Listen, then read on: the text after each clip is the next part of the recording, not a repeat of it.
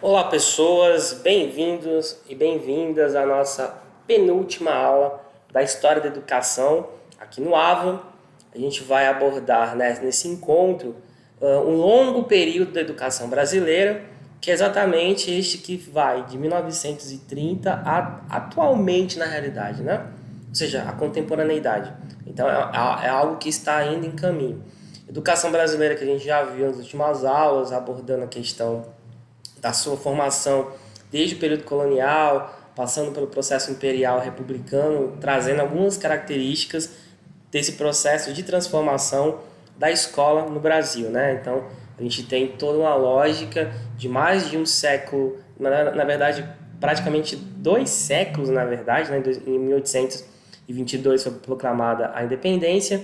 Em 2022, daqui a 2 anos, temos 200 anos de Brasil e 200 anos do Brasil independente, mas um sistema educacional muito mais antigo do que isso, tendo em vista que ele começa a se constituir com jesuítas, a partir do processo de catequização e da ação da Igreja Católica no território colonial português, que hoje chamamos de Brasil, depois com o processo de secularização do ensino a partir das reformas pombalinas, a seguir a constituição do sistema de ensino brasileiro a partir do Império, e especialmente, no caso, a partir das primeiras escolas régias, a lógica dos colégios secundários, os primeiros cursos de graduação, depois com a República e a influência positivista de outras ideias presentes no Brasil do começo do século XX, e agora a gente vai abordar esse longo período final de 1930 em diante. Então, a gente, obviamente, vai concentrar-se. A gente vai se concentrar basicamente aqui nesses 5 momentos, na era Vargas, de 30 a 45, período democrático de 46 a 64, da ditadura civil-militar 64 a 85, a nova república de 85 a 2016, e o que a gente está vivendo, né, essa crise da democracia, que a gente pode estar caminhando para um outro contexto histórico, que a gente já não tem plenamente uma democracia, tendo em vista todos os problemas surgidos a partir de 16, 17, e a gente tem aí um processo novo que a gente ainda está definindo o que seria isso na história. Mas isso é um outro contexto que não cabe abordar aqui. Mas, obviamente, vai ter repercussões dentro da perspectiva da própria caminhada histórica da educação no Brasil. Então, era Vargas, esse primeiro momento, o contexto de urbanização e que era necessário mão de obra, né, especializada para poder fazer a economia girar. Né? O Era Vargas é um momento que o Brasil começa a fazer um grande processo de industrialização, um pouco tardia, se comparado à Europa, aos Estados Unidos e outros países do mundo que já tinham feito a industrialização lá na segunda metade do século XVIII, principalmente. E aqui o Brasil vive essa modernidade um pouco atrasada, mas ela vive, muito embora concentrada em algumas áreas, especialmente no eixo centro-sul. Então, no caso da escola, a gente já abordou aqui a escola nova, a escola moderna, que são novos rumos para a educação, uma perspectiva distinta, né? Ou seja, uma educação que não fosse plenamente aquela de formação e do Estado Nacional, mas ela desse outras habilidades ao sujeito do que somente ser um cidadão de um país. Então, além disso, a gente tem a criação do MEC, né? Até então, a educação ela ficava a cargo do Ministério da Indústria, Comércio e Ferrovias e Comunicação, né? E Telégrafo, que era aquele ministério responsável pela constituição, por exemplo, das escolas técnicas ou de artífices e, claro, da própria lógica educativa de um modo geral dentro do Brasil, lembrando, por exemplo, a ação positivista do Benjamin Constant à frente desse ministério que vai organizar a instrução pública, né? Que é o conceito que é dado naquele momento.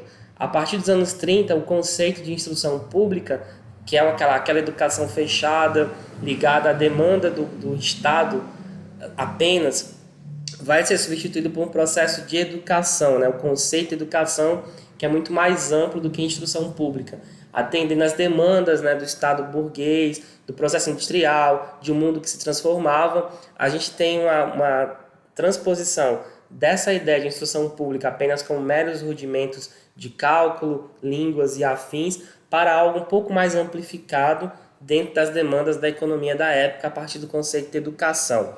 E, obviamente, também refletindo o surgimento de outros grupos políticos, ideológicos, etc., dentro desse contexto brasileiro do começo do século XX.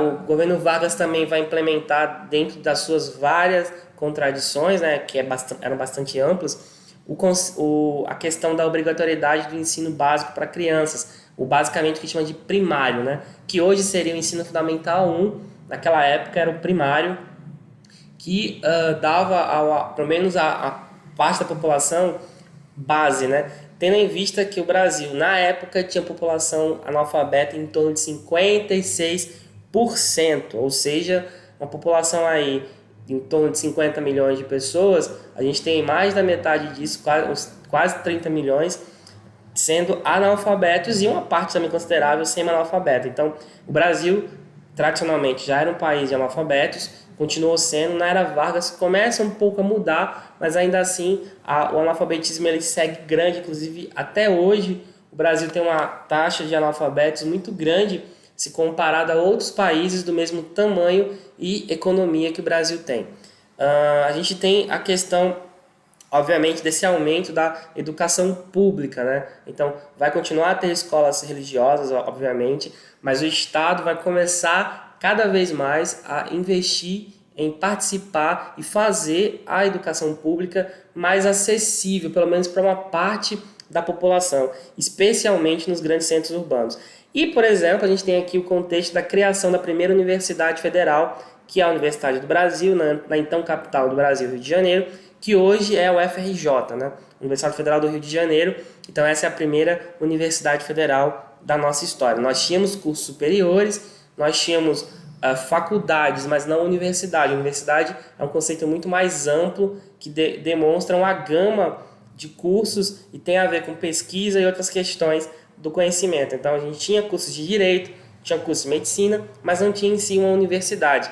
Interessantemente que a América Latina tem universidades muito antigas, como a Universidade de Santo Domingo, se eu não me engano, foi fundada em 1504, já no começo da colonização espanhola. A Universidade lá na América Central, no Caribe, na República Dominicana hoje, e no Peru, a Universidade de São Marcos, que, se eu não me engano, é de 1457, algo nesse gênero aí.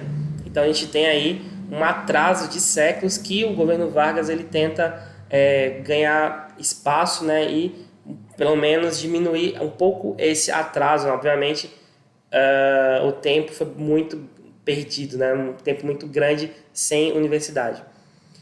A gente tem aqui uma imagem que era muito comum, o governo Vargas investiu bastante em propaganda, né?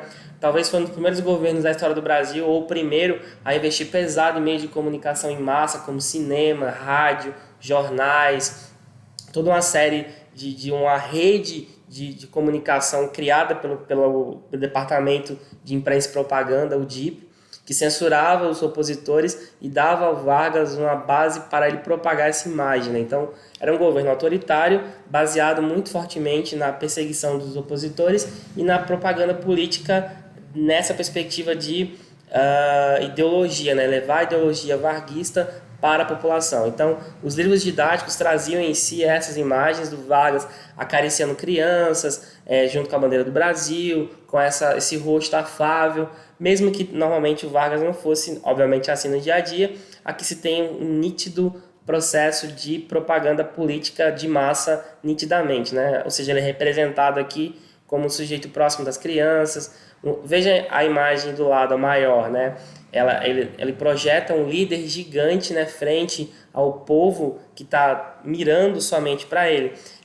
Aqui tem uma influência muito forte, incrivelmente, da propaganda fascista na Itália e do nazismo alemão, que foram regimes políticos autoritários, ou melhor, totalitários, que utilizavam com muita habilidade os meios de comunicação e, com isso, conseguiam diminuir a oposição e vocalizar o desejo dos grupos que apoiavam ele, né? Então, uma parte desse consenso social feito, no caso aqui do Brasil, vem exatamente desse uso massivo de meios de comunicação e da propaganda política em massa também feita no país. Aqui tem a imagem do prédio da Universidade do Brasil, que hoje é parte da UFRJ, né? Universidade do Brasil, lá em cima tem o símbolo da universidade, que é a deusa Minerva, ou Atena, no caso, se for na Grécia, Minerva em Roma, esse é o prédio da Faculdade de Direito, né, no centro do Rio de Janeiro, e que é um prédio histórico da universidade, a primeira universidade federal brasileira.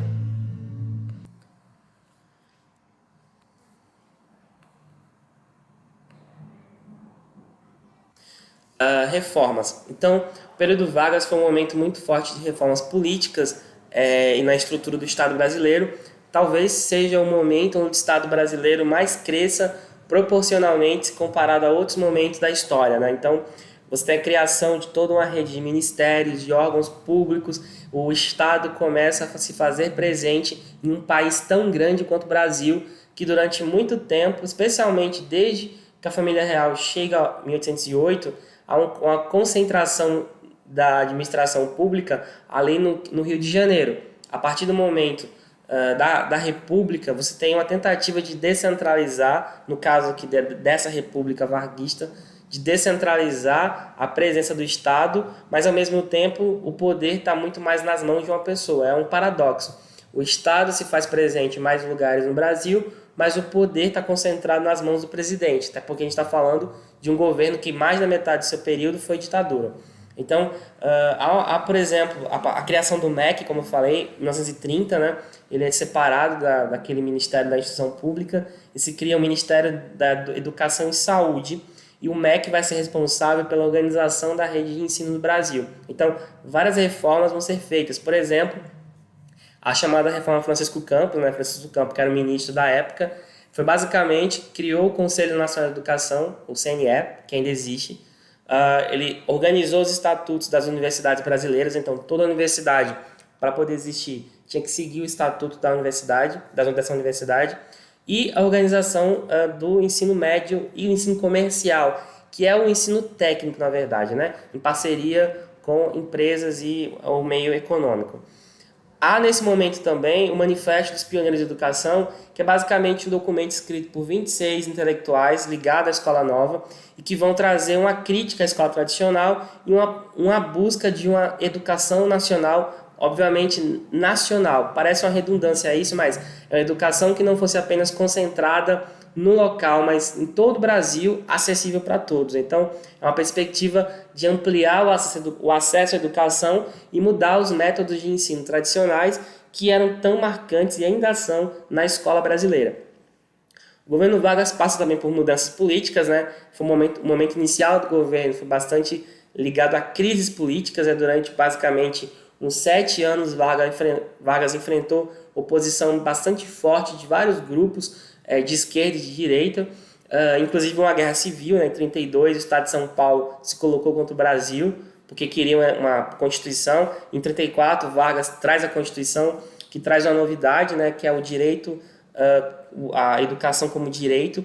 Em 37, ele dá um golpe de Estado para, de fato, tentar diminuir as oposições, na perspectiva dele, e concentrou o poder todo em suas mãos, e a partir disso o Brasil mergulhou na ditadura de 37 e 45. Então, em 37, o governo centraliza as decisões de educação cada vez mais dentro do MEC, dentro da perspectiva do governo, a partir da ligação do MEC, claro, com o governo federal. E há uma reforma Capanema, em 43, que é outro ministro da educação na época, que promove a organização do ensino técnico de fato, né? Não era mais ensino comercial, mas ensino técnico como a gente começa a conhecer hoje, né? Qual é o saldo dessa educação, desse processo todo de 15 anos, de 30 a 45? Basicamente, a gente tinha no começo do governo Vargas, 65% da população era analfabeta, né? População maior de 15 anos. A educação passou a ocupar um espaço maior nas despesas dos governos estaduais e do governo federal. No caso do Brasil, passou a ser a sexta e nos estados a segunda. Ampliou-se o número de matrícula nas escolas e o número de escolas também cresceu, né? Os grupos escolares, as escolas aumentaram de tamanho, de quantidade. Houve a melhoria da administração, o MEC se fez de fato um ministério presente, pelo menos no que tange a educação, de modo geral. Por exemplo, as matrículas no ensino fundamental passaram de 2.413.000 para 3.238.000 e alguns quebradinhos aí. Então, o ensino médio mais que dobrou de tamanho, como a gente está vendo, e o analfabetismo caiu praticamente 11%, indo para 56%. No entanto, ainda teve algumas continuidades, ou seja, a educação ainda era algo acessível para os mais ricos ou que tivessem certo dinheiro, e não passou de existir essa contradição. Trabalho manual e intelectual, ou seja, existia uma escola dos pobres, que era basicamente ensino técnico, e uma escola intelectual que era para as elites e a classe média. Essa dicotomia ainda continuou. Então, a educação em 46 e 64, naquele período democrático, ela é um período curto se comparado a outros momentos. Ela segue algumas questões, né? Ou seja, 46 tem uma Constituição nova, que traz um ineditismo, que é um capítulo único para a educação, ou seja, continua o que tinha sido colocado na Constituição de 34, que é antes da ditadura do Vargas, e amplia a questão da educação. Também dividiu as obrigações de oferta da educação entre governo federal, estadual e governo municipal. O governo estadual e o governo municipal pôde, assim, então, organizar com mais clareza o seu sistema de ensino, inclusive criar universidades que alguns estados não tinham condições de fazer isso. Ampliou o acesso à educação técnica, né, em parceria com a iniciativa privada. Nesse momento aí, a gente viu o surgimento do Sistema S, a parceria com empresários cada vez mais forte, né, o aumento desse ensino técnico, no momento que o Brasil ainda continuava a se industrializar e precisava de mão de obra, basicamente, para trabalhar, e uma mão de obra bem formada. Em 61, teve a primeira LDB, que é a Lei de Diretrizes e Bases da Educação, que é a lei que organiza de fato e sistematiza o ensino brasileiro nas suas diversas modalidades, nas suas diversas intenções, nas suas diversas formas de se organizar. Então, nesse sentido, a gente tem aqui uma lei que tenta cristalizar o ensino, né, nacional, com características nacionais, a partir de 61, né, que já é o final desse período democrático. O primeiro curso de pós-graduação foi organizado no país, né? Ou seja, o governo passou a se interessar por investir em pós-graduação. É interessante. Pós-graduação significa pesquisa. Então, o primeiro mestrado em educação no Brasil, o primeiro mestrado da história do Brasil no Brasil, foi na PUC do Rio, em educação. Antes, se fazer graduação, não tinha condição de fazer um mestrado doutorado. Tinha que fazer o quê? Quem tinha dinheiro ia para a Europa ou para os Estados Unidos, mas a maioria ia para a Europa na época, França principalmente, alguns Portugal, mas era muito caro, obviamente, ir para a Europa estudar. Então, por isso que existia uma concentração muito forte dos cargos de professor universitário nas mãos das pessoas de classe média e classe média alta. Era muito nítido isso. Cada vez mais uma concentração. Então, o acesso ao ensino superior, que já era difícil, apesar de ter mais vaga, para a classe baixa, fazer mestrado e doutorado não foi impossível. Durante muito tempo isso ainda continuou, inclusive acho que arrisco a dizer que ainda hoje é difícil fazer mestrado e doutorado, mas é muito mais fácil do que nesse momento aqui. Então, a primeira pós-graduação é organizada nos anos 60, né? Então, a gente começa essa ampliação e os primeiros mestres e doutores começam a ser formados. Para ter uma ideia, na área de História, a primeira pós nos anos 70. O primeiro doutorado em História no Nordeste foi em 1991, na Universidade Federal de Pernambuco. Então, ainda hoje tem uma concentração muito grande de cursos de mestrado e doutorado nas regiões sudeste do Brasil, basicamente, e sul. O Nordeste, o Centro-Oeste e o Norte, principalmente, ainda tem um déficit muito grande de mestres e doutores, porque nós temos pouquíssimos cursos de pós-graduação. Então, é muito comum ainda, aqui no Norte, muita gente sair daqui desses estados e ir para o Nordeste, para o Sudeste, ou para o Sul fazer mestrado e doutorado em algumas áreas. O MEC foi reformulado em 53, separou-se da saúde e ficou apenas um ministério para a educação e um ministério da saúde separado, que inclusive hoje são os dois ministérios com maior orçamento, né, a saúde e a educação, e novamente os intelectuais publicam um manifesto buscando exatamente uma educação pública, uma educação democrática, focada no trabalho e no desenvolvimento econômico da sociedade. Então, não era somente educação basicamente de saber ler e escrever, porque ainda assim tinha muitos problemas na educação brasileira, como ainda tem, na verdade, né? Então, esse período o saldo que fica esse, né? É uma continuidade de algumas questões que o Vargas trouxe, só que vai ter um problema mais adiante, né? Aqui é a capa do manifesto, né, da educação. Tem os dois manifestos, inclusive, né, Educação Nova 32 e o Manifesto dos Educadores, esse mais recente, 59. Então, no regime militar, a educação ela passa por mudanças muito bruscas, né? Então, esse regime civil-militar, que é um regime de apoio entre empresários e os militares do Brasil, para tirar do governo João Goulart, que eles consideravam de esquerda comunista, que não era, na verdade, não era comunista, houve um aumento das matrículas, ou seja, continuou o aumento ao acesso ao ensino básico, principalmente, mas também ao superior. No entanto, ao mesmo tempo que houve esse aumento, a quantidade de escolas não comportou. Qual foi a saída dos militares?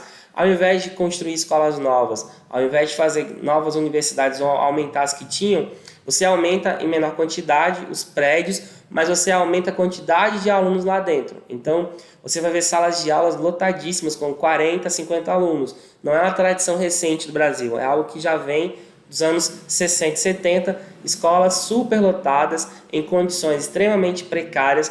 Deu uma melhorada nos últimos 30 anos, especialmente a partir de 95, 96, com a melhoria. Por exemplo, hoje a gente tem as escolas do Brasil, 32% tem quadra ou local para a prática de esportes. Mas ainda assim, 32% é muito pouco. As escolas do Brasil, poucas têm laboratório de informática, biblioteca. Então, a gente ainda tem uma tradição no Brasil de investir muito pouco em estrutura de escola. A gente apenas constrói prédios e enche de alunos. É uma tradição que os governos militares trouxeram e criaram, né? É menos custo para o Estado e mais alunos. Mas a qualidade desse ensino, obviamente, não é boa.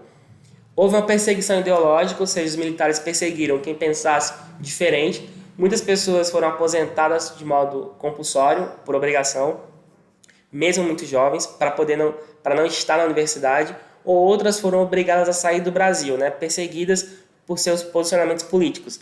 Houve uma redução drástica das verbas, ou seja, é contraditório. Ao mesmo tempo, você aumenta as matrículas, mas você diminui as verbas. Aumentou também porque o governo federal possibilitou que o serviço privado de educação aumentasse. Então, você tem a criação de novos cursos de graduação, especialmente na área de docência, e aí aumenta a quantidade de matrículas também. Então, tem esse detalhe. O ensino privado também vai ganhar espaço, com mais força.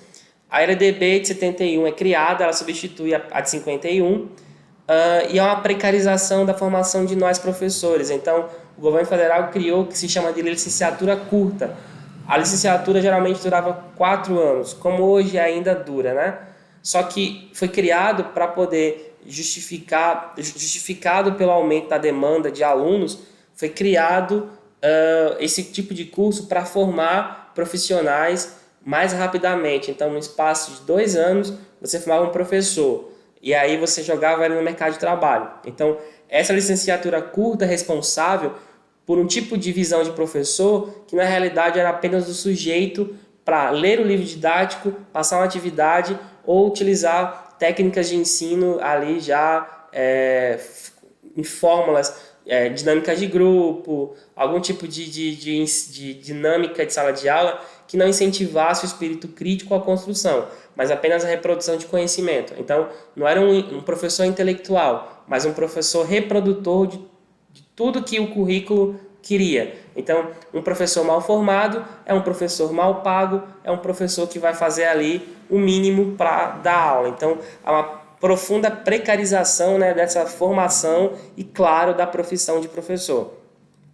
Há uma perseguição às disciplinas de humanas, né? História, geografia, sociologia e filosofia sofrem bastante. Sociologia e filosofia são tiradas do currículo. Geografia e história basicamente diminuem drasticamente a carga horária, são retiradas de quase todos os currículos, elas aparecem em alguns cursos lá no final do curso de modo geral. Então a gente tem um processo de desmonte do currículo das humanas.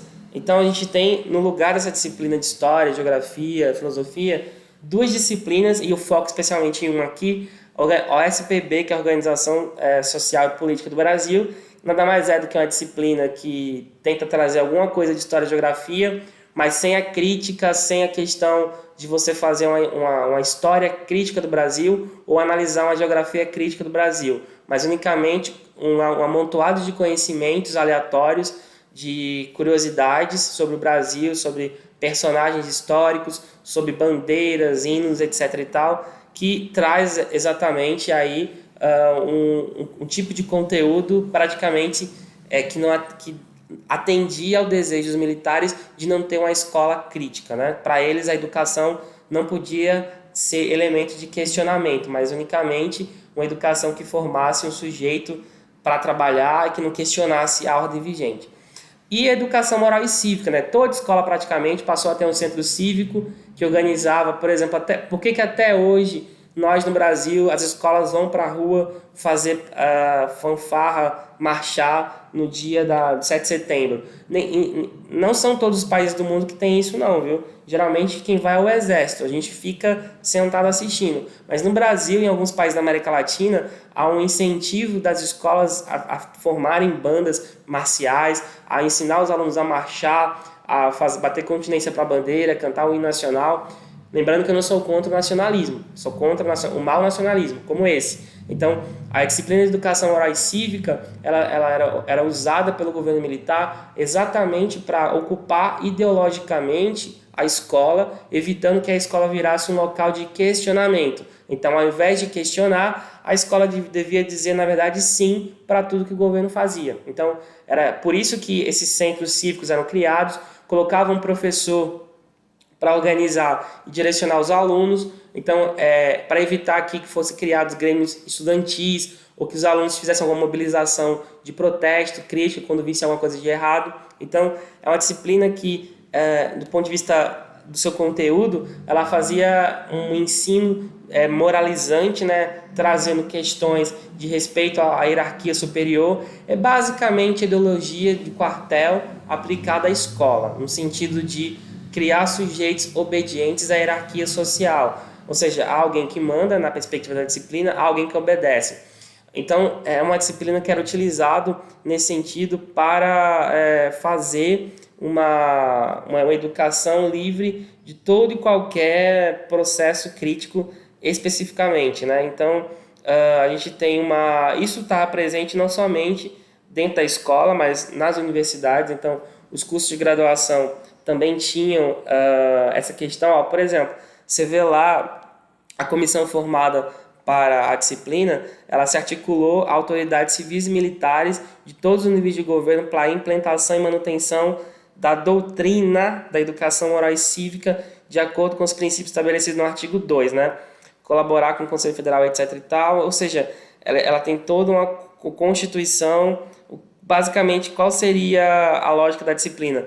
A defesa do princípio democrático, claro que não, através da preservação do espírito religioso, ou seja, no ensino que tinha lógica cristã, católica especificamente, a preservação, fortalecimento e projeção dos valores espirituais e éticos da nacionalidade, ou seja, patriotismo, fortalecimento da unidade nacional e sentimento de solidariedade humana, culto à pátria, aprimoramento do caráter com apoio na moral, na dedicação à família e comunidade, compreensão dos direitos e deveres dos brasileiros e conhecimento da organização sociopolítica do país, preparo do cidadão para o exercício das atividades cívicas com fundamento na moral, no patriotismo e na ação construtiva visando ao bem comum. Veja que é preparo para a ação cívica, não é preparo para a cidadania, é diferente. Cidadania e civismo são coisas muito diferentes. O civismo ele é uma identidade fechada, patriótica, é a identidade que não pode ser questionada. Já a cidadania, ela supõe um sujeito ativo e participante, diferente desse tipo de cidadão aqui, cívico, né? Que é um sujeito obediente, né? Dentro dos preceitos da moral cristã e da pátria, ou seja, da hierarquia militar, que era basicamente o que regia o Brasil naquele momento. Então, a escola passou a ser esse objeto de local de culto à pátria. Isso deixou danos muito fortes, né? Porque a educação ela foi retirada do seu caráter questionador, que tem que ser o que move a mudança, para apenas a educação que reproduz o que já vem dado pelos currículos. Aqui tem uma sala de aula típica, né, do Brasil, naquele contexto, fileiras. Então, o Brasil tem uma tradição de escolas com fileiras, de uma escola que vigia o aluno, uma escola autoritária, um perfil de professor que ele tem a tendência a reproduzir o que está no livro didático, esse fetiche pelos símbolos nacionais. Veja, não sou contra o símbolo nacional, ao hino, a bandeira, os brasões, as armas, etc. O que eu sou contra é usar eles como forma de opressão, no sentido de que você anula todo e qualquer questionamento, ao vale tudo em nome da pátria. Isso é muito perigoso, inclusive. Então veja a sala de aula, todas tinham bandeira, os alunos entravam de manhã, cantavam hinos enfileirados, depois iam para suas salas de aula. Então esse tipo de procedimento não morreu no Brasil. Quando a gente pega as escolas militarizadas, elas seguem estritamente, basicamente, algo muito parecido com isso. E vai além, né? Porque o aluno está uniformizado com roupa militar. Não é somente aqui, as escolas civis, o aluno é vestido com o uniforme da escola, que por si só já é um resquício de militarismo. Mas no caso da escola militarizada hoje, o aluno vai vestido de cabeça ao pé de um mini militar. Então, esse fetiche do Brasil pelo autoritarismo na escola é uma tradição que já existia, mas é que foi aprofundada dentro do regime militar. E é algo bastante danoso. A escola ela tem que ser um local do questionamento, da democracia, da possibilidade da criação. E não uma escola do silêncio, uma escola da aceitabilidade de qualquer coisa que venha de cima e uma escola que apenas reproduza. Então, a tradição brasileira de uma escola precária, de uma escola autoritária, de uma escola descolada da realidade, ela tem, grande parte dela, origem no período militar, que deixou terra arrasada na educação brasileira. Então, qual é o saldo dessa educação?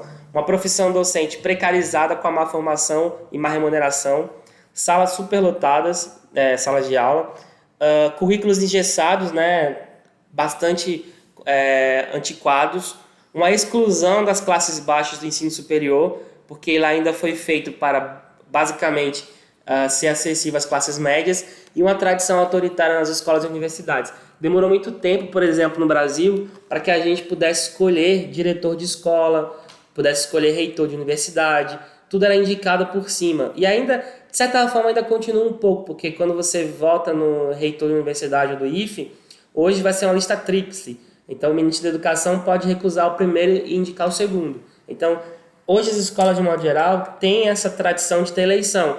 Antes era indicação política. E de onde é que vem isso? Ditadura militar.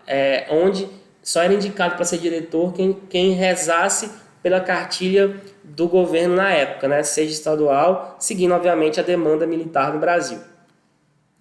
Então, nos anos 80, a gente tem uma tentativa de mudança, né? Claro que ela conseguiu fazer muitas alterações, mas, obviamente, ainda resiste muitas coisas ruins do período militar. Ou seja, a gente não conseguiu ainda se livrar totalmente disso. Nos anos 80, aumenta o debate pela democracia no Brasil, isso se reflete nas escolas. Os professores vão começar a lutar por mais direitos, salários dignos. Então, anos 80 é um momento de greve. Muitos estados, os professores fazem greve, porque basicamente não ganhavam um salário digno. Se hoje é baixo o salário, mas é muito melhor do que era nos anos 80 e 90.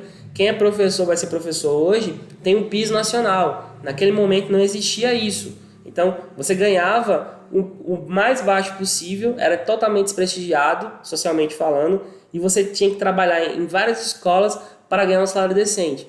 E fora que concurso público não existia, basicamente, né? Concurso público ele foi normatizado nos anos 90.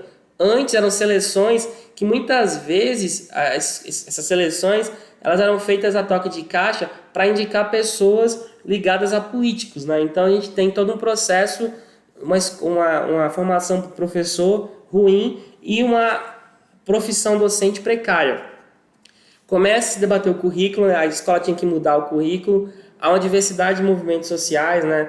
Mulheres, movimento negro, indígena, as pessoas de classe baixa, uma série de movimentos sociais começam a surgir e vão começar a influenciar a educação no Brasil, tentar transformar algumas questões da educação.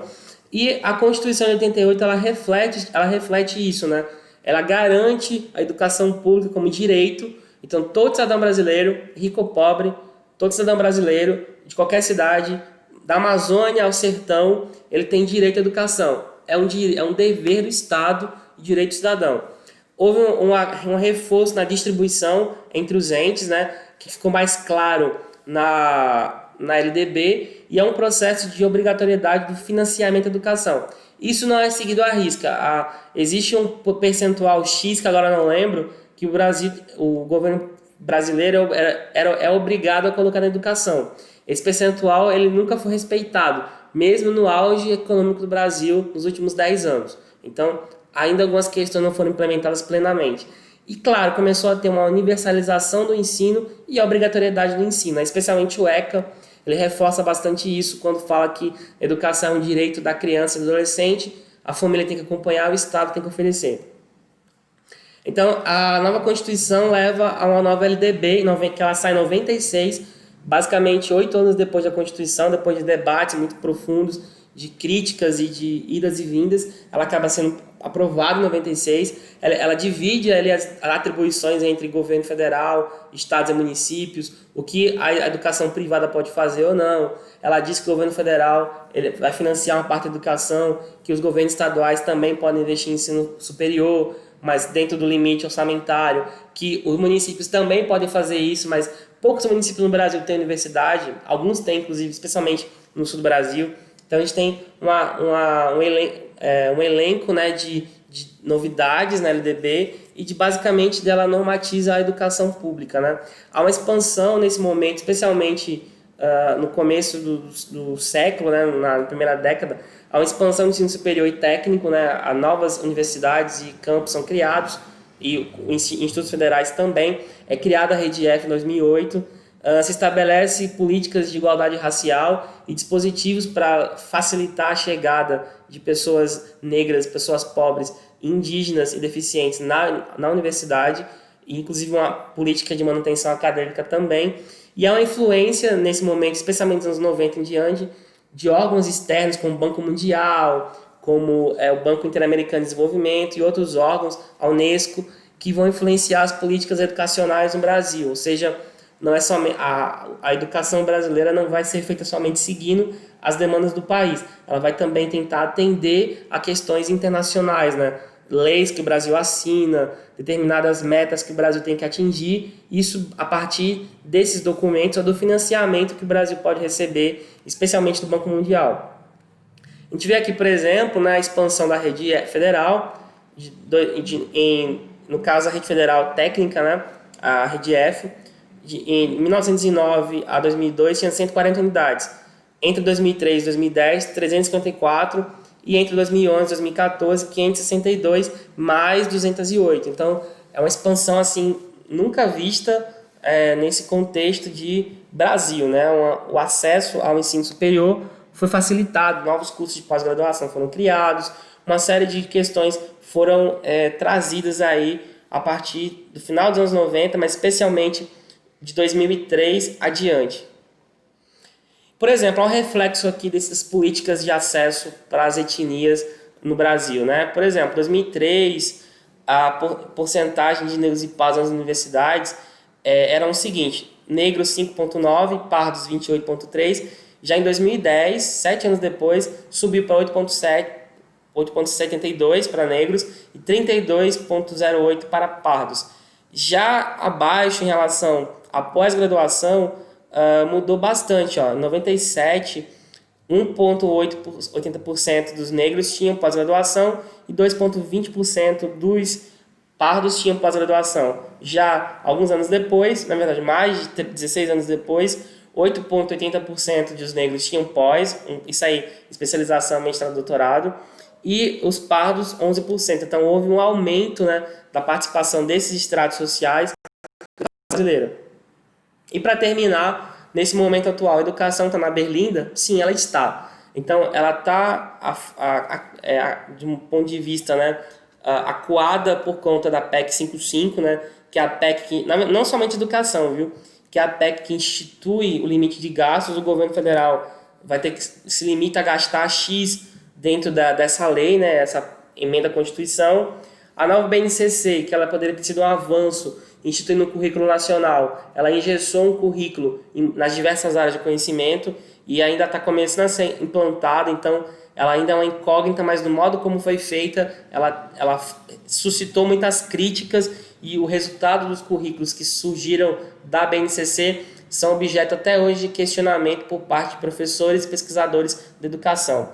Ou seja, tudo isso é um contexto de freio nos investimentos. Então a expansão da universidade, do Instituto Federal, foi diminuída. A gente teve, na verdade, corte de gastos.